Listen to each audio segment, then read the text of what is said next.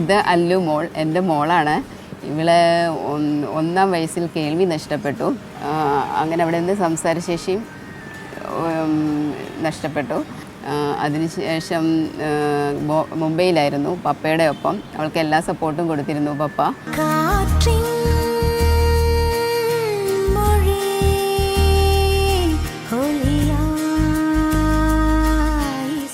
ഇവിടെ നന്നായി പടം വരയ്ക്കുമായിരുന്നു ചെറുതിലേ തൊട്ടേ.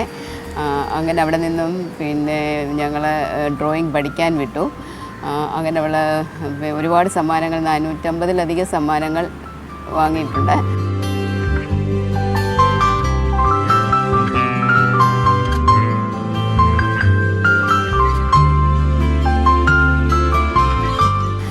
+2-ന് ശേഷം ഇപ്പോൾ നിഷിൽ BFA പഠിക്കുന്നു. അവിടെയും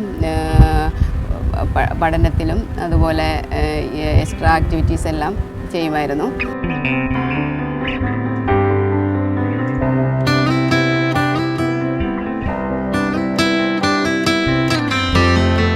അല്ലുമോളെ പറ്റി പറയാനാണെങ്കിൽ ഒരുപാടുണ്ട്. സാധാരണ കുട്ടികളെ പോലെയല്ല. അല്ലുമോള് വന്നപ്പോൾ തന്നെ ഞങ്ങൾക്ക് അറിയായിരുന്നു സ്കൂളിലൊക്കെ ഒരുപാട് പുരസ്കാരങ്ങൾ വാരിക്കൂട്ടിയ ഒരാളാണ്.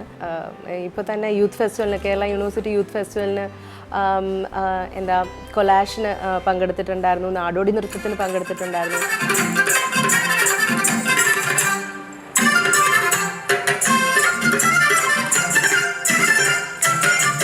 എന്നാൽ നല്ലൊരു സ്റ്റുഡൻ്റാണ്. I wish all the best. And നമ്മുടെ ഇവിടുത്തെ ടീച്ചേഴ്സിനെല്ലാം അല്ലുമോള് ഒരു അഭിമാനം തന്നെയാണ് നമുക്ക്.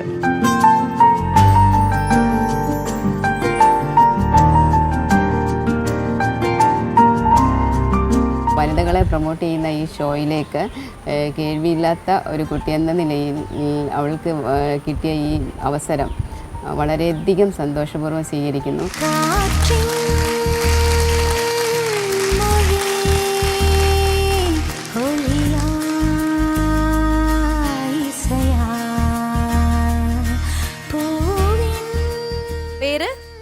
എൻ്റെ പേര് ശരണ്യ. ശരണ്യ, അല്ലു റെഡ് കാർപ്പറ്റിലേക്ക് സ്വാഗതം. ഇപ്പോൾ കാണുന്ന ആൾക്കാർക്ക് കുറച്ച് കൺഫ്യൂഷൻ ഉണ്ടാവും അല്ലു മോളുടെ കൂടെ വന്നിരിക്കുന്നത് ആരാണെന്നുള്ളത്. അല്ലുവിന് സംസാരിക്കാനുള്ള ബുദ്ധിമുട്ടും കുറച്ച് കേൾവിക്ക് ബുദ്ധിമുട്ടൊക്കെ ഉണ്ട്. അപ്പോൾ അതുകൊണ്ട് എല്ലാ കാര്യങ്ങളും നമ്മുടെ അടുത്ത് കമ്മ്യൂണിക്കേറ്റ് ചെയ്യാനാണ് വന്നിരിക്കുന്നത്, അല്ലേ? ട്രാൻസ്ലേറ്ററാണ്. സോ എങ്ങനെയാണ് നിങ്ങൾ കണ്ടുമുട്ടിയത്? നമ്മൾ നിഷിൽ പഠിക്കുന്നതാണ്. അല്ലു അവിടെ ഡിഗ്രി കോഴ്സ് ചെയ്യുന്നത്, ഞാൻ അവിടെ ഡിപ്ലോമ സൈൻ ലാംഗ്വേജ് ഡിപ്ലോമ ചെയ്യുന്നത്. നിഷ് എന്ന് പറഞ്ഞിട്ടാ നിങ്ങളുടെ ഇൻസ്റ്റിറ്റ്യൂട്ട്? അതെ, national institute of hearing and speech. അവിടെയാണ് പഠിക്കുന്നത്. അല്ലുവിന് കുറച്ചൊക്കെ കേൾക്കാം, കുറേശ്ശെ പറയും. ഓക്കെ, സുഖാണോ? സുഖാണ്. അല്ലുവിന് ഏത് ഡാൻസ് ഫോമാണ് ഇഷ്ടം?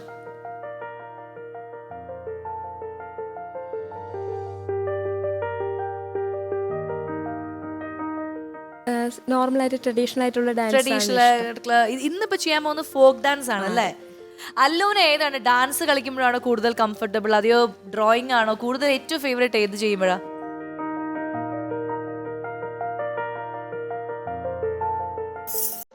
ഡ്രോയിങ് ആണ് കൂടുതൽ ഇഷ്ടം. ഓക്കെ, എന്തെങ്കിലും ആഗ്രഹം ഉണ്ടോ മനസ്സിൽ? ഇനി ഡിഗ്രി ഒക്കെ കംപ്ലീറ്റ് ചെയ്തിട്ട് ഇന്നൊരു പ്രൊഫഷൻ ചൂസ് ചെയ്യണം, അല്ലെങ്കിൽ അങ്ങനെ എന്തെങ്കിലും ആഗ്രഹം ഉണ്ടോ?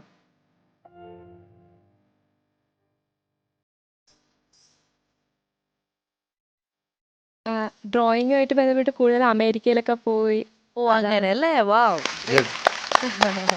എനിക്ക് തോന്നുന്നു അല്ലു ഡാൻസ് ചെയ്യുന്നത് ചിലപ്പോൾ ഇതേപോലെ ഗുരുക്കന്മാർ ആരെങ്കിലും ഫ്രണ്ടിൽ എന്നിട്ട് കാണിച്ചു കൊടുക്കുന്നുണ്ടാവും, അല്ലേ? കാരണം ഋതം കേൾക്കാൻ പറ്റാതെ വരുമ്പോ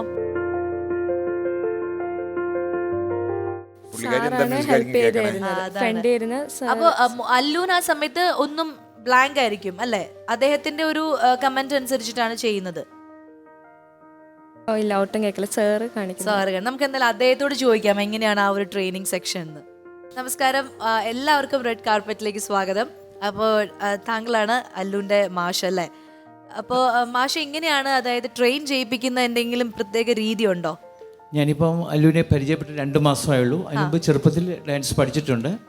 ഈ 2 മാസം ഫുൾ ഞാൻ ക്ലാസ് എടുത്തിട്ടില്ല. ഒരു 5 ക്ലാസ് കിട്ടിക്കാണും കോളേജിലെ ക്ലാസ്സിൻ്റെ ഒക്കെ ഇടയ്ക്ക്. എന്നാലും പെട്ടെന്നത് അവള് ശരിയാക്കി എടുത്തു. അത് ശരി. അപ്പൊ മാഷ് ഒരു പാട്ട് വെച്ചിട്ട് ആ താളത്തിനനുസരിച്ച് സ്റ്റെപ്പുകൾ കാണിച്ചു കൊടുക്കുന്നു, അത്രേ ഉള്ളൂ. അല്ലു അത് കാണാതെ പഠിക്കുന്നു. ഞാൻ എൻ്റെ ഡാൻസ് സ്റ്റെപ്സുകൾ ഓരോന്നും പറഞ്ഞു കൊടുക്കുന്നു, എന്നിട്ട് ഞാൻ തന്നെ ഫ്രണ്ടിൽ നിന്ന് കളിച്ച് കാണിക്കുമ്പോൾ അവളത് കണ്ടിന്യൂസ്. പക്ഷേ ഒരു സംശയമാണ്, ഇവരുടെ ഉള്ളിൽ ആ സമയത്ത് മ്യൂസിക് ഉണ്ടോ എന്നുള്ളതാണ് എൻ്റെ ചോദ്യം. എൻ്റെ മുഖത്താണ് അവരുടെ ഡാൻസും പാട്ടും എല്ലാം, താളം എല്ലാം, എല്ലാ താളവും എല്ലാം എന്നിലാണ്. അതാണ് ചോദിച്ചത്. ഗ്രേറ്റ്. അത് ശരി. അപ്പൊ ശരിക്കും ഭയങ്കര അത്ഭുതമാണല്ലേ. അതെ അതെ. അത് ഏത് ഡാൻസ് ഫോമും നമുക്ക് അങ്ങനെ ചെയ്യാൻ പറ്റും അല്ലേ? ഏത് ഡാൻസും ഇങ്ങനെയുള്ള കുട്ടികൾക്ക് മാസ്റ്റർമാര് ഫ്രണ്ടിൽ നിന്ന് കാണിച്ചു കൊടുക്കും. ഇനി നമുക്ക് അല്ലുവിന്റെ അമ്മയെ പരിചയപ്പെടാം. നമസ്കാരം. നമസ്കാരം. ലെനി മധു. ഓക്കെ. ഈ അല്ലു മോൾ എന്നുള്ള പേര് ആരാ ഇട്ടത്? അല്ലുവിന്റെ മാമൻ. അല്ലുവിന്റെ മാമനാണ്. സാർ നമ്മള് അത് പറഞ്ഞപ്പോൾ എൻ്റെ പെട്ടെന്ന് സൗണ്ട് ഇടറിയത്. ആ മാമൻ ഇന്ന് ജീവിച്ചിരിപ്പില്ല, 7 മാസമായി മരിച്ചിട്ട്. 7 മാസമായി. കുട്ടിക്കാലത്ത് ഒരു ഒന്നാമത്തെ പിറന്നാളിൻ്റെ അന്നാണ് കുഞ്ഞിനിങ്ങനെ കേൾക്കില്ല എന്ന് മനസ്സിലായത്. സാധാരണ സൗണ്ട് കേൾക്കുമായിരുന്നോ? കേൾക്കുമായിരുന്നു. ശേഷം പോയതാണല്ലേ. പിന്നെ പ്രീമച്ചുർ ആയിരുന്നു, അപ്പോൾ അതുകൊണ്ട് നമ്മൾ കുറച്ചുകൂടെ കെയർ ചെയ്തു. അപ്പം 1ാമത്തെ പിറന്നാളിൻ്റെ അന്ന് പെട്ടെന്ന് സൗണ്ട് ചേഞ്ചായി. പിന്നെ നമ്മൾ ഒരു ടോയ്സിൻ്റെയൊക്കെ സൗണ്ടൊന്നും കേൾക്കുന്നില്ല. അപ്പം നമ്മൾ പെട്ടെന്ന് ശ്രദ്ധിക്കാൻ തുടങ്ങി. അങ്ങനെയാണ് അറിഞ്ഞത്. അപ്പോൾ സംസാരിക്കുന്നതും പിന്നെ ബുദ്ധിമുട്ടായിട്ട് അതിനുശേഷം പിന്നെ കുറച്ച് സ്പീച്ച് തെറാപ്പിയൊക്കെ കൊടുത്തു, കുറച്ച് ബെറ്ററായി.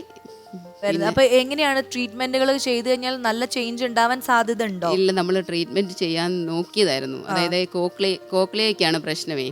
അപ്പോൾ കോക്ലിയർ ഇംപ്ലാന്റ് ചെയ്യാൻ കൊണ്ടുപോയി. പക്ഷെ കാരണം കുറേ വർഷങ്ങൾക്ക് മുമ്പാണല്ലോ, അപ്പോൾ അന്ന് ഇത്രയും കോക്ലിയർ ഇംപ്ലാന്റ് അഡ്വാൻസ്ഡ് ആയില്ലായിരുന്നു.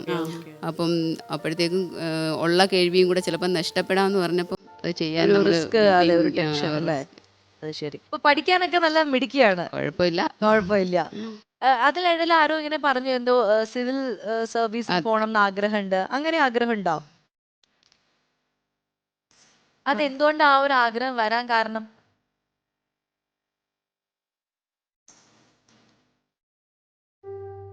ഡെഫിനെ സപ്പോർട്ട് ചെയ്യാനും അവരുടെ കാര്യങ്ങൾക്ക് കുറച്ചുകൂടി സഹായിക്കാനും വേണ്ടിയിട്ടാണ് അത് ചൂസ് ചെയ്തത്. നമുക്ക് ടീച്ചർ ഒന്ന് പരിചയപ്പെടാം. നമസ്കാരം. ടീച്ചറുടെ പേര്? സ്മിത സോമശേഖരൻ. അപ്പം 7ാം ക്ലാസ് വരെ നോർമൽ സ്കൂളിലാണ്. അപ്പൊ അവിടെ പഠിക്കുമ്പോ അപ്പം എങ്ങനെയായിരുന്നു? എന്തെങ്കിലും ബുദ്ധിമുട്ടുകൾ ഉണ്ടാവുമല്ലോ, കാരണം നോർമൽ സ്കൂളിൽ പഠിക്കുന്ന കുട്ടികളുടെ ഒരു മോള് 1ാം ക്ലാസ്സിലെ ക്ലാസ് ടീച്ചറായിരുന്നു ഞാനന്ന്. അപ്പോൾ നമുക്ക് എല്ലാ കുട്ടികളുടെയും കൂട്ടത്തിൽ തന്നെ ഞങ്ങൾ അവളെ കൂട്ടി. എല്ലാ ടീച്ചേഴ്സും സ്പെഷ്യൽ കെയർ കൊടുത്തു. അങ്ങനെ 7th വരെ നമ്മൾ സപ്പോർട്ട് ചെയ്ത് കൊടുത്തു. 7th ആയപ്പോൾ ഞങ്ങൾ തന്നെ പറഞ്ഞു വേറൊരു സ്കൂളിലോട്ട് കൊണ്ടുപോകണം, കാരണം ഇവിടെ നമ്മൾ എല്ലാ ക്ലാസ്സും അങ്ങ് ജയിച്ചു പോകും, പക്ഷെങ്കിൽ കുഞ്ഞിനൊരു ബേസ് കിട്ടത്തില്ല. പിന്നെ അവളുടെ ടാലൻസ് ഒക്കെ മുന്നോട്ട് പോകണമെങ്കിലും വേറൊരു സ്കൂളിൽ പോയേ പറ്റൂ. അങ്ങനെയാണ് മാറുന്നത്. അപ്പോൾ എന്തായാലും എല്ലാവരുടെയും ഇദ്ദേഹത്തെ കൂടെ നമുക്ക് പരിചയപ്പെടാം. പേര്? എൻ്റെ പേര് അനീഷ്. ഞാനൊരു മേക്കപ്പ് ആർട്ടിസ്റ്റാണ്. മോളെ ഒരിക്കലും കോസ്റ്റ്യൂമും എന്നതാണ്. എന്തായാലും അസലായിട്ടുണ്ട്, നല്ല ഒരു കോസ്റ്റ്യൂം, കളർഫുൾ ആയിട്ട് ഒരു എന്താ പഞ്ചവർണ്ണ തത്ത നിൽക്കുന്ന പോലത്തെ ഒരു ഫീൽ ഉണ്ട്.